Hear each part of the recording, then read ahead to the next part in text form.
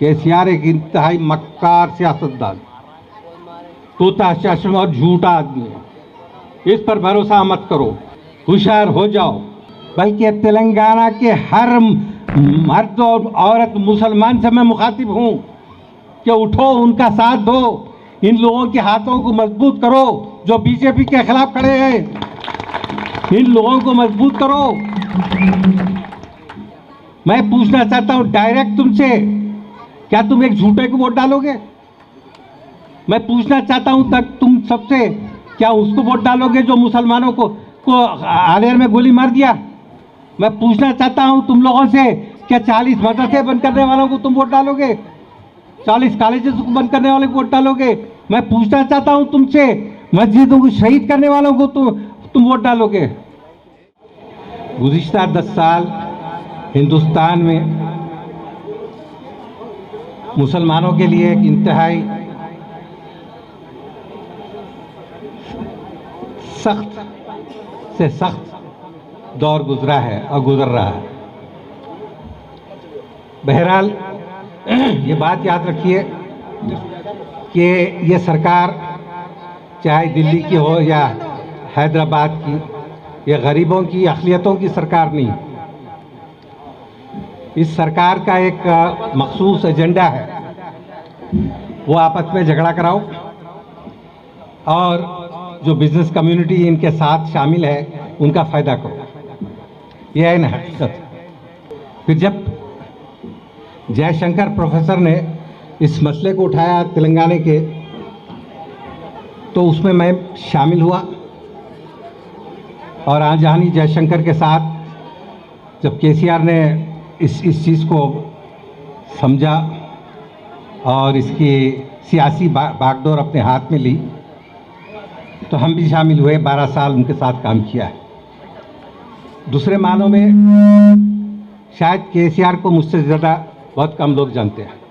12 साल मैंने टीआरएस के लिए वोट मांगते हुए तेलंगाना के सारे तेलंगाना का दौरा 2 वक्त हेलीकॉप्टर में किया और उस वक्त मुकामी मुसलमानों की जमात तेलंगाना के ख़िलाफ़ थी, लेकिन मैं वो शख्स था जो तन्हा 2 वक्त सारे तेलंगाना का दौरा किया और मुसलमानों को इस बात से कन्विंस किया।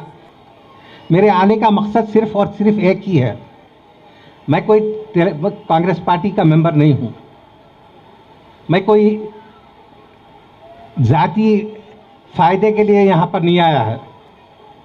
अल्लाह की कसम सिर्फ़ और सिर्फ तुम्हारे और हमारे मुस्तकबिल के लिए आया।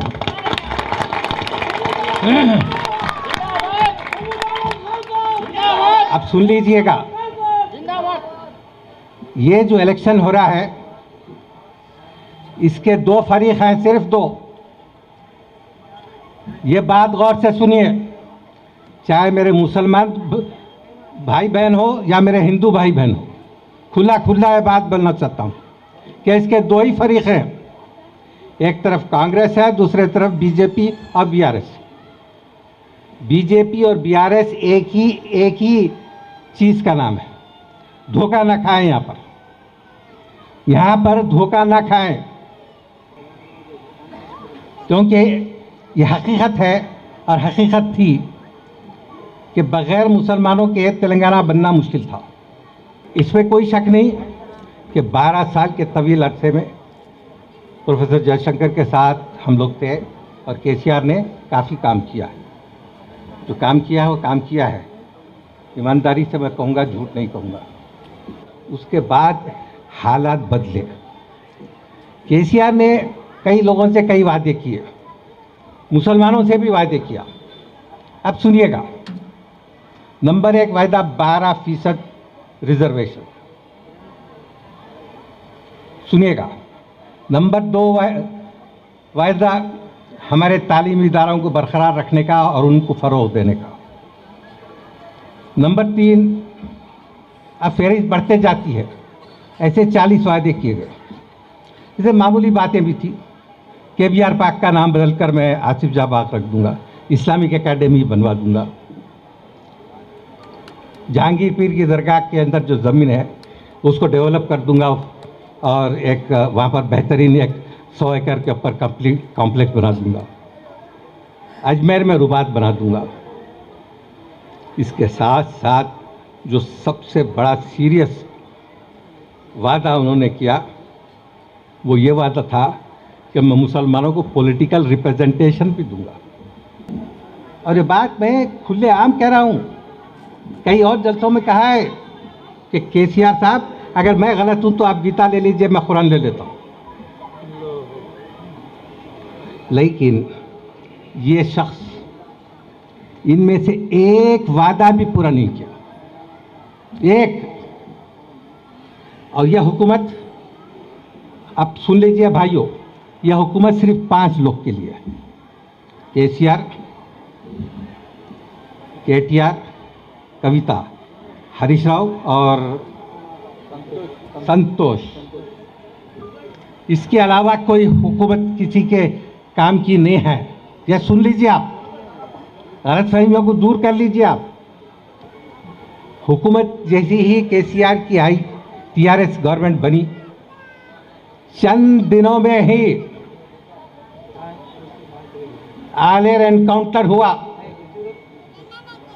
जहां 5 मुस्लिम बच्चों को, जिनके हाथ और पांव जंजीर में बंधे हुए थे, जो पुलिस की वैन में थे, गोली मार के हलाल कर दिया गया। इन 5 को खत्म किया गया, शहीद किया गया। दूसरा इक़दाम, मुसलमानों के 40 कॉलेजेस को बंद किया। ना सिर्फ मुसलमानों के बल्कि हिंदुओं के भी कई डजन कॉलेजेस बंद किया। मैंने टेलीफोन से बात किया, टेलीफोन से मैंने बात किया तो मुझको कहा कि कौन से कॉलेजेस हैं, मुझे नाम दे दो। मैंने नाम दिया। उसके बाद मैं जब यूनिवर्सिटी से दरियाफ्त किया तो पता चला कि केसीआर का हुक्म आ गया कि सारे कॉलेजेस को ख़त्म कर दो। अब मक्कारी और झूठ ये नज़ीर आपके सामने। दोस्तों, भाइयों, कई वादे किए गए, डबल बेडरूम, किसान के खर्चों को माफ़ करना, और ये कहाँ तक कामयाब हुए आप जानते हैं। इस पर मैं ज़्यादा रोशनी डालना नहीं चाहता। अब बात ये रही कि मैं खुद अब इस वक्त कांग्रेस के कई जिम्मेदारों से मैं गुफ्तगू में लगा हुआ हूँ, और मैं ये चाहता हूँ कि जहाँ तक मुसलमान हैं, हम गरीब हैं, बहुत गरीब हैं, तबके में सबसे ज़्यादा गरीब हम हैं, हमारा हक दिया जाए। वो हक क्या है, क्लियरली सुन लो, साफ साफ, कि अगर आप 100 घर बांट रहे हैं तो उसमें से 10 घर मुसलमानों के लिए दे दो। अगर 2500 रुपये 100 औरतों में बांट रहे हो तो 10 मुसलमान औरतों को भी दे दो। अगर आप 4000 रुपये पेंशन दे रहे हैं तो हमको, हमारे भी 10 आदमियों को दे दो। अगर 100, मैं ये नहीं कह रहा कि आप अलग चीज़ कोई दो। मैं जानता हूँ सियासी खलाबंदी क्या होती है। मैं डायरेक्ट साफ साफ बात, वो जो आपको जिससे फ़ायदा हो। यहाँ बैठे कई गरीब हिंदू और मुसलमान बैठे हैं, तो मैं ये साफ बात कर रहा हूँ। मैंने कहा ये बात, रेवंत रेड्डी से कहा, उससे उनसे भी कहा, आप गवाह है, आपके सामने कहा कि भाई आपको देना ही होगा, 10% देना ही होगा। हम गरीब हैं। और एक अहम चीज़ केसीआर ने जो किया, गरीब मुसलमान बच्चों के जो स्कॉलरशिप थे वो बंद कर दिया। लोगों, ये बात याद रहे कि इन सारे वादों, एक वादा भी आज तक पूरा नहीं किया गया। सुनते जाइए, इसकी दौरान हुकूमत में आज तक नहीं हुआ, कुली कुतुब शाह से लेके आज तक इस दखन के अंदर ना कोई मंदिर टूटी, ना कोई मस्जिद टूटी। इस शख्स ने 8 मस्जिदों को शहीद किया। अब ये बात के केसीआर और बीजेपी एक है। सुन लो ये बात, केसीआर ने खुले आम हमारे को धोखा देते हुए उस बीजेपी के खिलाफ वोट नहीं डाला, बल्कि वॉकआउट किया। यह डीलिंग थी अंडर हैंड। ट्रिपल तलाक के मामले में भी सेम हरकत हुई। नोटबंदी के मामले में भी सेम हरकत हुई। संजय सिंह जेल में चला गया, अरविंद केजरीवाल की पुर्तिश हो रही है, आप और दूसरे जो है ना सिसोदिया जाकर अंदर चला गया, लेकिन कविता बाहर है। उसने कहा कि इसकी वजह से मैं छोड़ा, क्योंकि दोनों एक हैं, दोनों एक हैं, ये दोनों एक हैं, बीजेपी और बीआरएस। और यहाँ के बाद जिम्मेदार इसलिए बीआरएस की तरफ माइल है क्या क्या एमएलए इनको कब्रिस्तान की ज़मीन दिलाया है। लोगों, मेरे भाइयों, मेरे बच्चों, मेरे हम मज़हब लोगों, ये कोई तुम पे एहसान नहीं किया। तुम्हारे असलाफ की 76,000 एकड़ ज़मीन वक्फ की गई थी, 76,000 एकड़। अगर ये ज़मीन तुमको दे दी जाए, खुदा की कसम तेलंगाना में एक भी मुसलमान बगैर घर के नहीं रह सकता। कब्रिस्तान एक ज़रूरी चीज़ है। हमारी औकाफ की जायदाद जितनी खाए हो, उसमें से क्या दिया आपने, क्या दिया है? इन सारे वाक़यात का, आज के इलेक्शन का याद रखो। तुम्हारी और मेरी कौम तुम पर और मुझ पर इंतहाई सीरियस इसके अंजामात, मत भूलो ये बात। आज से 3 महीने के बाद पार्लियामेंट का इलेक्शन है। अगर तेलंगाना के अंदर रुकती है बीजेपी और बीआरएस, तो राज्यसभा में इसकी मेजॉरिटी नहीं आ सकती, और कोई बिल जो मुसलमानों के खिलाफ है पार्लियामेंट में पास नहीं हो सकता। सोचो, कान खोल के सोचो, खुदारा नींद से उठो, गफलत छोड़ो, उन झूठों की और कमजरफों की बातों को मत अपनाओ। निकलो बाहर, वोट डालो। वोट डालने के दिन अगर तुम 100 हो तो 100 वोट पड़ना चाहिए।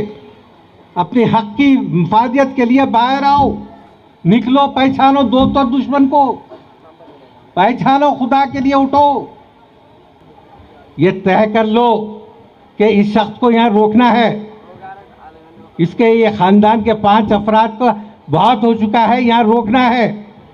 बल्कि मैं ये बात कहूँ तो गलत ना होगी कि सारे तेलंगाना के अवाम की जो दौलत है वो एक तरफ, और इन 5 की दौलत एक तरफ। एक ईमानदार भाई होने के नाते, एक ईमानदार तुम्हारा बुजुर्ग होने के नाते, अल्लाह को गवाह रख के कहता हूँ, मैंने तुम्हारे सामने हकीकत बयान की है।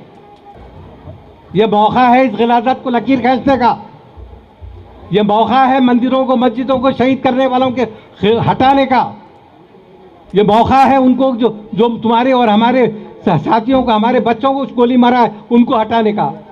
मस्जिदें पुकार रही हैं, इन बदशोदा का खून ललकार रहा है। दोस्तों, मेरे बच्चों, मेरे साथियों, इस बात का तहिया कर लो कि इस जलील को, इस गिलाज़त को हम नहीं अपनाएंगे। हम अब उन लोगों को हम आगे बढ़ाएंगे जो असेंबली में और पार्लियामेंट में हमारे हुकूक की हिफाजत करते। अगर केसीआर निवाला खा रहा है तो तुम्हारा खा रहा है, अगर केटीआर निवाला खा रहा है तो तुम्हारा खा रहा है, अगर हरीश राव निवाला खा रहा है तो तुम्हारा खा रहा है, अगर कविता निवाला खा रही है तो तुम्हारे खा रही है। ये याद रखो, अगर संतोष खा रहा है तो सिर्फ तुम्हारा खा रहा है। ये अपना हक है, ये हक है। तुमको क्या दिया जा रहा है और वो क्या खा रहे हैं, तुम कहाँ रहते हो और वो कहाँ रहते हैं। इनका साथ देने की इसलिए अपील कर रहा हूं कि इसमें तुम्हारा मेरा फायदा है।